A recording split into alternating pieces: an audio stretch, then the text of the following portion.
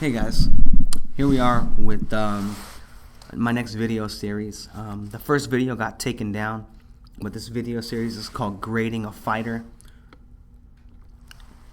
And I kind of wanted to talk about my personal style of grading a fighter, how to assess their skills, what skills they have, right? Every fighter needs to know how to throw a jab and a right hand and be able to pivot and whatever, right? They have to have tools. That are really important. But those are not boxing skills, right? Your boxing skills are dependent on your ability to land your offense, right? And stop your opponent from landing their offense. Now, I got a lot of flack for calling Errol Spence a C-level fighter, and that's kind of what I wanted to talk about and go over, because people think, like, for some reason that being a C-level fighter is a bad thing.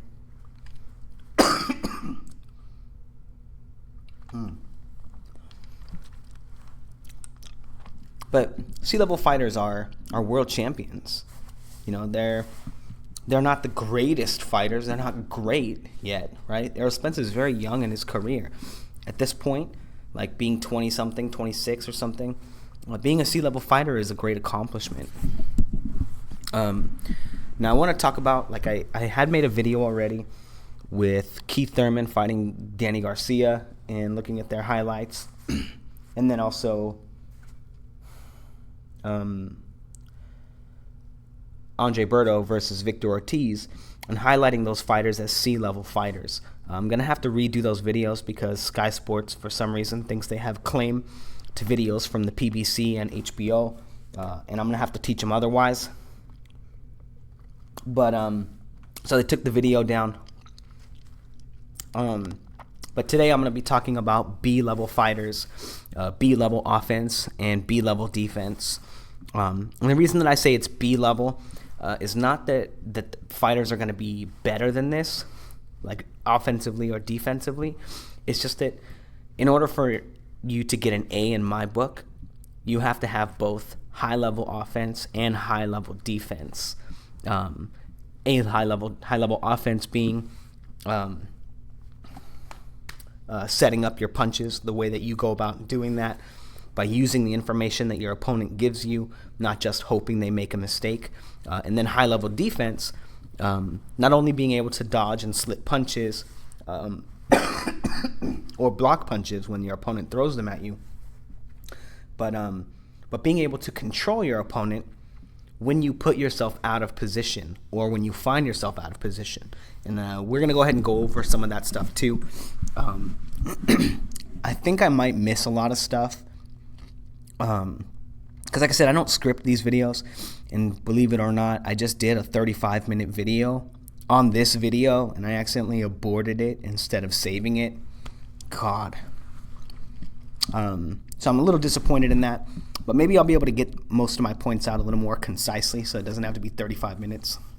I know you're looking at the length of the video right now, while I'm 3 minutes in, and you're probably laughing, being like, yeah, you didn't do it, buddy. But anyway, I'm going to hope so. Anyway, the first thing that we're going to talk about, and I didn't talk about it in the Danny Garcia fight and the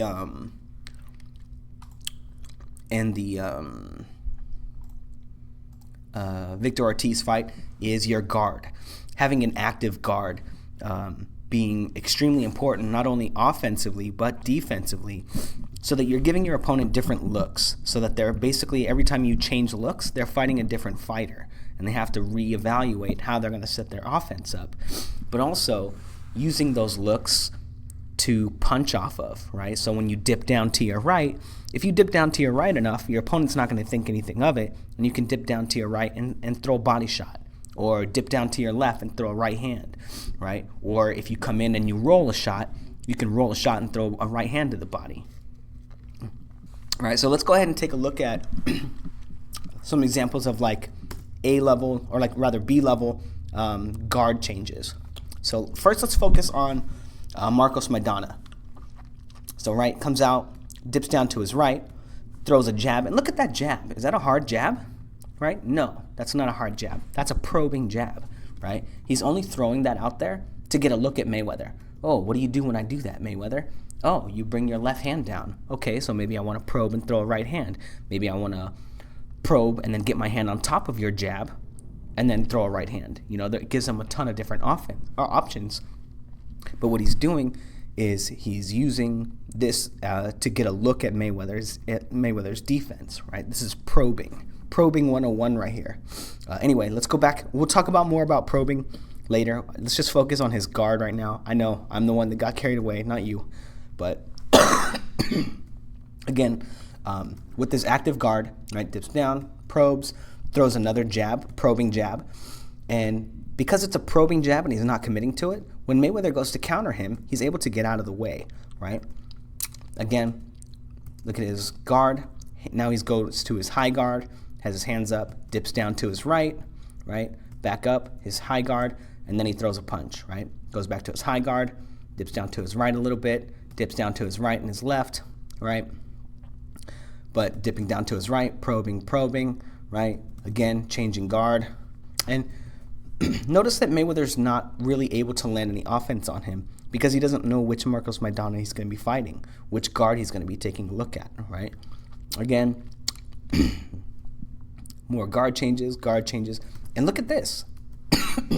This guard change just happens at the exact same time that Mayweather throws a punch, and it winds up making him miss a punch. I don't think that he actually saw that coming. I think he was just going into a guard change, and it wound up being defensively responsible for him. Let's go ahead and take a look at Mayweather's guard changes too. His are also very dynamic. So it starts in high guard for a second. High guard. Brings his hand down. Remember, now he's got his left hand low, right? Feinting a little bit, Now and look where his right hand is right now, on his chest. Now he brings it up to his chin, right? Now it's across his chin, right? And he's leaning back like he's going to counter. Now he brings that up to his high guard. Catch a shot, bring his hands out. Oh, and look at this.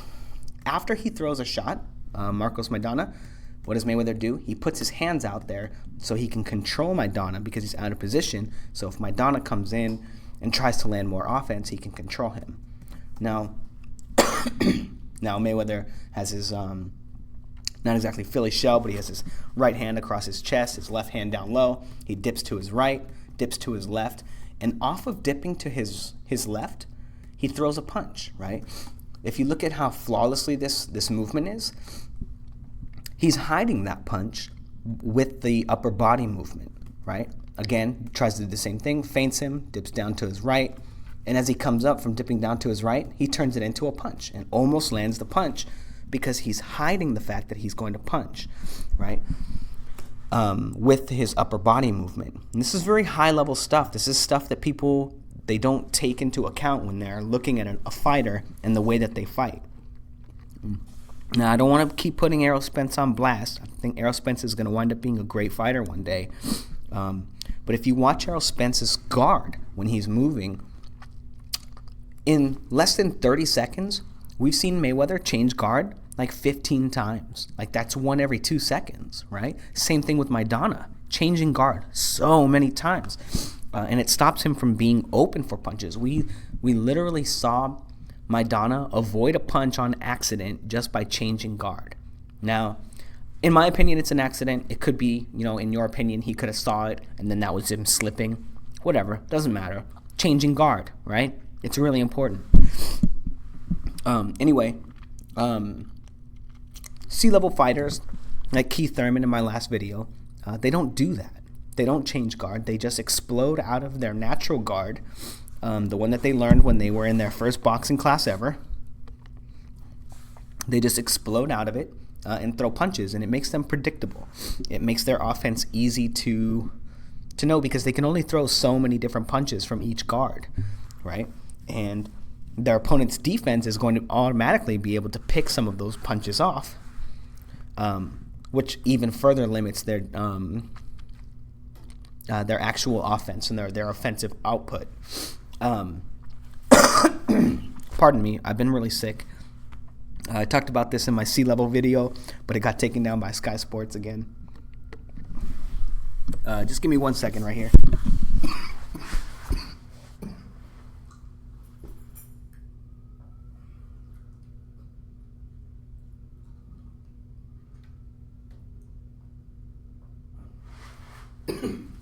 All right, I'm back. So, an active guard is the first step to being a B-level fighter. Not only is it good defensively, right, giving your opponents different looks, changing angles, changing levels, but it also hides your offense. And we'll be able to take a look at that in this next video when I show you Adrian Broner, who's, basically a C-level fighter. He's a high-level C-level fighter. He's on his way, to try and get that B rating, but it takes experience, right? And that's why fighters have so many bum fights, is because they're learning their craft. They're figuring out new and interesting things and whatever. And they're able to learn these tricks. If you watch Mayweather's first 10 fights, how many control tactics does he use? How many times does he change guard? How does he set up his punches, 1 second again.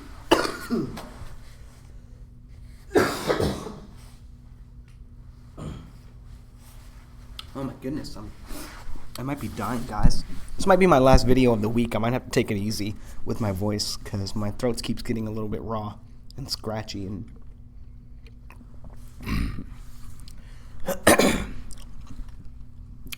Anyway, let's get into this. Let's take a look at Adrian Broner's guard here, and then we'll take a look at Maidana's guard after. But just focus on Broner's. High guard. Now he's changing guard a little bit, right? He's moving. He's active in this guard now, right? Maidana stops right here, and then Broner brings up his high guard again. But now he goes to this guard, right? And now he's standing in front of Broner, not changing his guard at all. Oh, man. 1 more second, guys.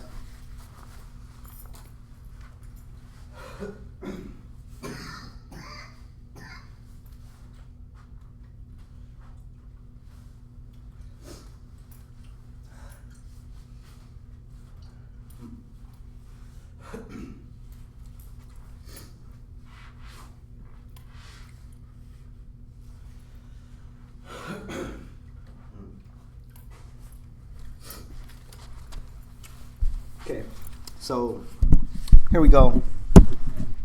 Trying one more time. In his stale guard, right? Maidana throws a punch at him, and he remains in the same guard. And remember what I was saying about him. When you throw punches at somebody and they change guards, it's like you're fighting a new fighter. So Maidana probes him, checks his guard out, sees how he's going to react to a punch, and then feints that punch and winds up catching him with another shot because Broner's in the same guard. Then again, he knows how Broner is going to react to that same punch, and then feints that punch again and catches him with a bigger shot and knocks him down.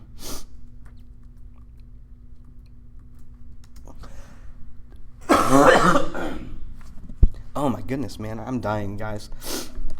So anyway, let's take a look at Maidana's guard now. 7 seconds in the right the second round. Hands up, dips to his left, dips to his right, dips down, comes up, throws a jab, right? He commits to it, but after he throws it, he uses responsible defense and ducks down. Again, changing guard, right? An active guard, moving to his right, dips down. And look at this, how right here, whoops, he dips down to his right and does nothing. Now he dips to his right again, pulls back, dips to his right again, and uses that to conceal the fact that he's throwing a jab to the body. And this jab to the body is actually what he's doing to set up this left hook. Because I don't know if you can see it, but he brings his hand out to block the body shot. You can't really tell from this angle, but then he does the same exact motion right here and extends his hands out. And that's Maidana setting up the left hook to the head. Right? Now, the interesting thing is you have Keith Thurman or Danny Garcia fighting each other, and Keith Thurman always starts his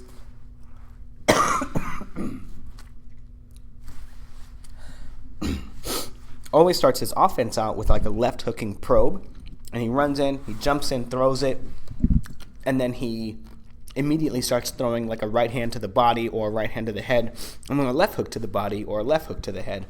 Kind of interchanging those punches. When he throws a body shot with the second punch, he throws a head shot with the third, and then and vice versa, throws a head shot and then a body shot. But he doesn't know how, in that clip, he doesn't know how Danny Garcia is going to react to it. He's just committing to his probe and then throwing his offense, putting himself in a ton of danger. Whereas the difference here is Maidana knows how Broner is going to react to it, so he's not really necessarily in any danger because he's made sure that that's how Maidana was going to, or that was how Broner was going to react to it each time. So he knows that it's basically a safe punch. And then he catches him. So by throwing punches to the body, he's made Maidana think that all those punches are coming to the body, and he set up punches to the head. And then he does the same thing again right here. Boom, and catches him with the big shot and drops him. And that's why it's important also for, like, you know, that's the indicative of like a B-level offense. But also the problem with having a stale guard is your opponent not only knows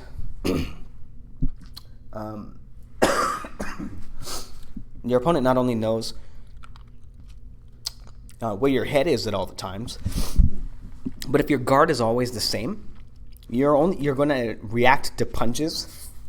You're going to react to the same punches the same way in every time. Whereas if your guard was different, you would react differently because your balance is different, your hands are different.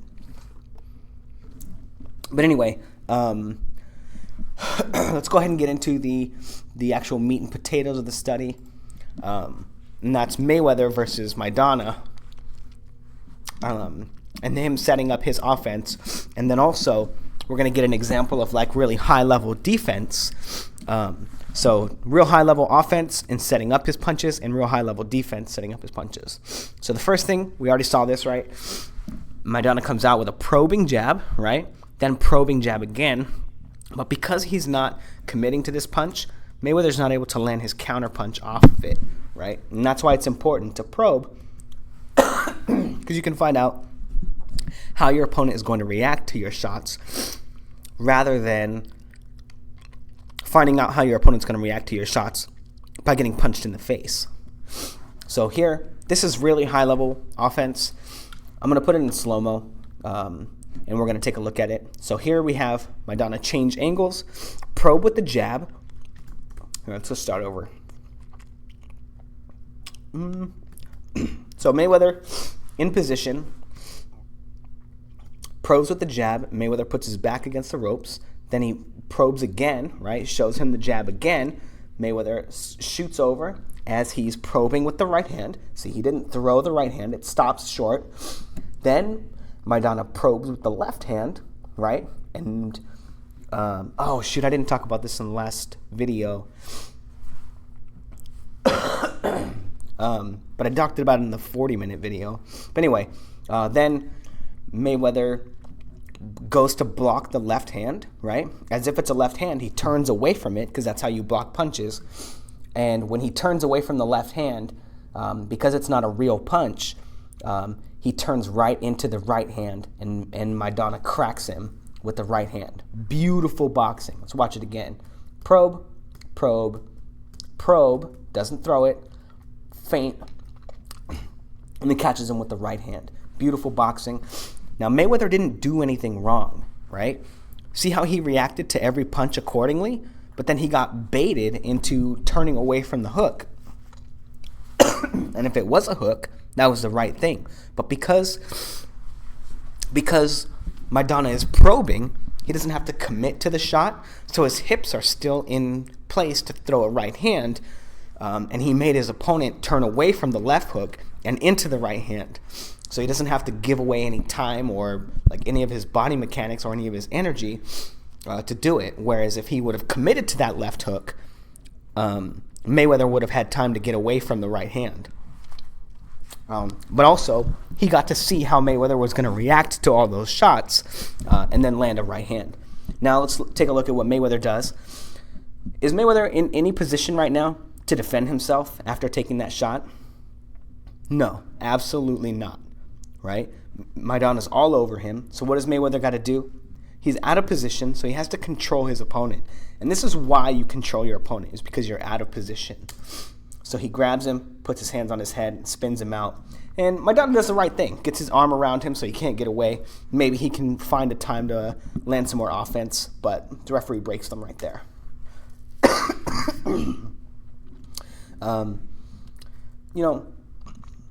Mayweather doing the same trick that Maidana did to Broner, catches him with the shot, whatever. That's not the important part of this film study. But right here, this is really interesting. Now, when we're talking about high-level offense versus high-level defense, Mayweather doesn't set a lot of his shots up, right? He's got that craft that he has where he throws lots of body shots early in the fight, and then he tries to catch you with left hooks upstairs after. And we just saw the dividends that paid against Marcos Maidana, cracking him with that left hook. But here we have Mayweather in position to punch. Maidana's coming forward, and he throws a committed jab, right? Maidana ducks it. Mayweather throws a committed right hand, and Maidana slips it.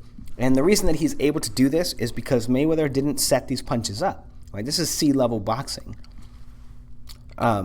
Not really setting up his shots, but what does Mayweather do that most fighters don't? Even though he's taking a shot right there to the side, Mayweather gets his hands on him, controls his head, and pushes off and stops himself from taking return fire because he threw those two punches and now he's out of position to defend himself and he's out of position to throw punches. Because when he threw those punches, he gave complete control of that exchange to Maidana, but Maidana wasn't able to capitalize on him. Now, one thing that Mayweather has kind of perfected was after taking control, right, push off, and then landing a shot after controlling him, right? That's something that's like kind of unique to Mayweather. Not many fighters have mastered control, let alone being able to set up offense off of those controls. And I don't always agree with Mayweather controlling his opponent when he's out of position and then throwing punches. But he's not holding his head down. He's only pushing off of him to create space. But anyway, moving on. This is really interesting. I don't know if anything lands here, right? But he comes in with the jab, right? Well, first, Maidana comes in with the jab. Again, now he ducks down a little bit, feints with the right hand, gets Mayweather to react to it. He tried to counter him, but their hands got tangled up. Then he throws a left hook that he tries to get Mayweather to turn away from so he can land that right hand. But Mayweather does get out of that corner, right? But you see Maidana setting these punches up. He's not just committing to the first shot. Whereas right here, you have Mayweather coming back and using, again, like C-level offense. He doesn't set his punches up super well. He's just faster than all of his opponents. Throws a 1-2. He does get a piece of that onto Maidana's chin because it goes around the glove. Like, Maidana doesn't have the greatest defense, right? He does get a piece of him. But more importantly, after he throws that shot, right, 1-2, he ends, like with Mayweather Sr. says, he ends with a jab. It's not really a jab, but he controls him on the way out and pushes him so that Maidana can't fire shots. Again, right, talking about offense, right, he throws a 1-2, misses both of those shots, but he puts his hand on Maidana and pushes him off, so he can't land any return fire, right? Again, not setting his shots up, right, but using high-level defense to make sure that he doesn't take any shots in return. Now, this is really interesting. We're going to talk about this later, but there's the pull counter. It's classic for Mayweather. Unfortunately for Mayweather, boom, catches him. And then, okay, well, we'll talk about the defense again. He baits him into throwing a jab, right? And Marcos Maidana doesn't read the pull counter, catches him with the right hand, but Maidana's trying to whip back with the right hand. But unfortunately, even though this looks like horrible defense, Mayweather gets his arms on Maidana and is able to block the shot and push him off and stop him from taking a shot. High-level defense. Very high-level defense. This is interesting right here. Here you have Maidana knowing a counter's coming, so he throws a right hand, rolls the shot from Mayweather because he knows it's coming, and is able to set up offense off of that, right? So he takes what he knows Mayweather's going to do, right? So he shows him the right hand, gets him to react how he knows he's going to react, rolls the shot, and then is able to set up some offense. He doesn't land it because Mayweather, again, very defensive, great defensive fighter, but it's really high-level stuff from Mr. Maidana. Again, probing a little bit, coming in, probing hook, trying to land that right hand to get him to turn away from it, probing right hand to try to land the overhand, but doesn't really get anything done, right? Mayweather's reacting to it really well. Ooh, again, right there, Mayweather doesn't really set up his offense, right? He's just here, tries to time him with the right hand. Maidana gets out of the way of it, but because Mayweather has great defensive skills, he knows the punch is coming back, and he's able to roll under it, right? Ooh, again, pull counter, right? He gets Maidana leads, right? And now this is important. I want to talk about this a little bit because it's going to affect the next clip. But because Maidana's leading, right? He doesn't probe, he doesn't feint, he doesn't use head movement or changing angles or anything. Mayweather has complete control over this situation. Also because Maidana doesn't read that it's going to be a pull counter because he doesn't know right now it's going to be a pull counter. Mayweather has all the control of the situation and is able to land the right hand. And then he's kind of got this ugly little hop right here after, right? Boom, right? Where his hands are up like this and it looks like he's out of position.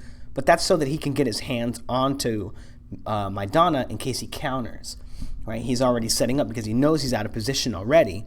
He's trying to set up a counter. High-level defense again. Ooh. Now, this is one of the times where Mayweather does set up his offense, right? And he probes with a jab. As you can see, that's not a real jab. He's not punching with that. But Maidana tries to counter that jab. And look at the look on Mayweather's face. He's like, oh, he did it. Throws a right hand counter and counters the jab. Now think about this in terms of being in position, right? When Maidana starts throwing this jab, because Mayweather didn't commit to this punch, right? Probing, again, it's probing. Because he didn't commit to this punch, Mayweather's still in position to throw his right hand, right?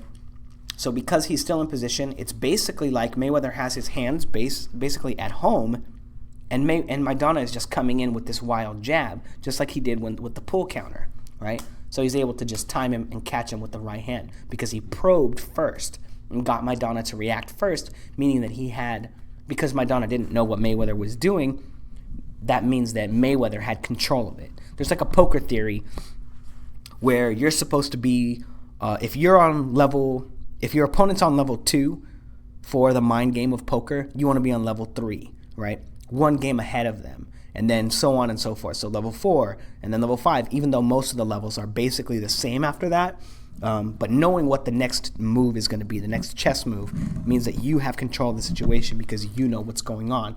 When you know what's in your opponent's hand, right? That was like a very poorly thought out, and how I'm trying to get that point across to you. So disregard that, and just, if you got it, you got it. If you play poker, if not, then fuck it, whatever. But we're going to see this pay dividends for Maidana right here. So again, Maidana not using any head movement, not probing, He goes in with the jab, right? And Mayweather says, ha, I've seen this jab so many times already. Let me give him the old pull counter. But because Maidana knows the pull counter is coming, Mayweather puts himself out of position, and he acts first. He doesn't realize that he got baited into this jab, and Maidana is actually the one that's in control of this situation because he knows the pull counter's coming, and he catches him with the big right hand. Beautiful shot. Look at Maidana looking at Mayweather, and look back at him. Is he still alive? Man, that shot would have killed any mortal. Crazy. But they'll show it again. Commits to the shot, rolls the right hand, and then catches him with his own right hand, and that's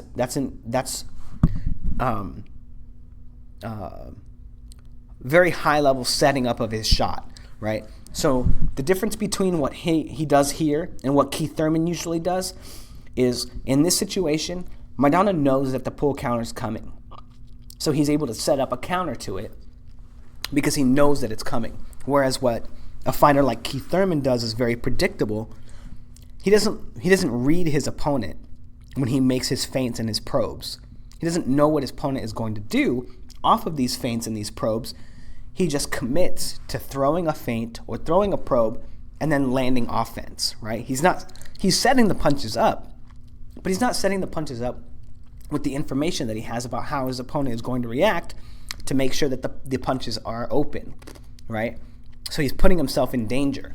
Whereas if he knows, in this situation, when he knows that Mayweather's throwing a pull counter off of the jab, he's not in any danger because he knows it's coming. So he has complete control of the situation, and Mayweather's the one that's out of position. So it's basically, right, because he's feinting him, it's basically like once Mayweather starts throwing this right hand, it's basically like Maidana is slipping the right hand only, right? It's basically like his left hand is at home, and he's slipping the right hand only and throwing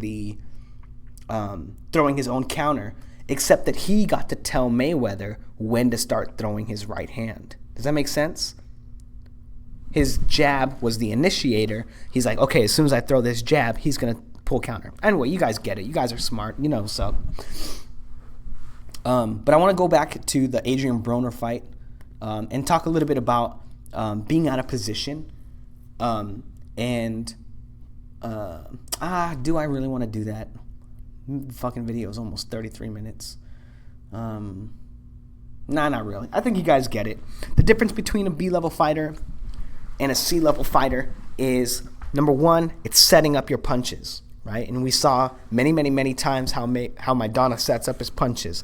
Against Broner, he spent the first round jabbing to the body to make Broner think that every time he went low, it was going to be a jab to the body. And then in second round, he knew how he made Broner bring his hands down when the jab to the body would come, knowing how he would react to that, and then throwing a left hook upstairs instead, setting up his shot, versus a C-level fighter like Keith Thurman, who feints and probes. He just doesn't use the information gathered from his opponent to set up the actual offense. He just throws the offense. No matter how his opponent reacts to the feint or the probe, he throws a right hand left hook. That's just Keith Thurman. And then he doesn't control his opponent on the way out, when he's out of position. And then as far as like defensive level, B-level fighter, even when you get hit, when you're out of position from throwing a punch, or you're out of position because your opponent feinted you and probed you, getting your hands on your opponent and controlling them so that you can get out of that micro engagement, and back into position to either punch or counter, or get back to your game plan. Now, the difference between a B-level fighter and an A-level fighter is a B-level fighter can only do one of those skills, in my opinion, right? This is just me. This is not, I know I'm going to get a lot of hate comments, people saying oh, that's not what an A-level fighter is, telling me oh, these are my gradings. I'm allowed to say whatever the fuck I want in my goddamn videos about how I grade a fighter, because it's how I grade a fighter, I'm telling you. But a B-level fighter either controls their opponent when they're out of position defensively, right? It may not, have the greatest amount of ability to set their punches up, but they can control their opponent to not take shots in return. An a B-level offensive fighter can set their punches up, but an A-level fighter can do both. And that's the distinction in my book. I'll try to redo the Keith Thurman fight, the Keith Thurman, Danny Garcia, C-level fighters, and show you guys what I mean. For some reason, Sky Sports thinks they own the PBC and HBO, so they can just pull my goddamn videos down anytime they want. But anyway, like, comment, and subscribe, and let me know what you guys think. Let me know what you think in the comments about grading. If there's anything that you think that I missed. Oh, yeah. And B-level fighters, they start to have an active guard, right? That's extremely important for offense and defensive purposes. Whereas a lot of C-level fighters, no offense to Errol Spence, he's still new. He's going to be a great champion one day. I didn't know he started fighting until he was 18. That's incredible. But anyway, he doesn't have an active guard, and that's really important to remember. Anyway, like, comment, and subscribe, and let me know what you guys think. Thanks, guys.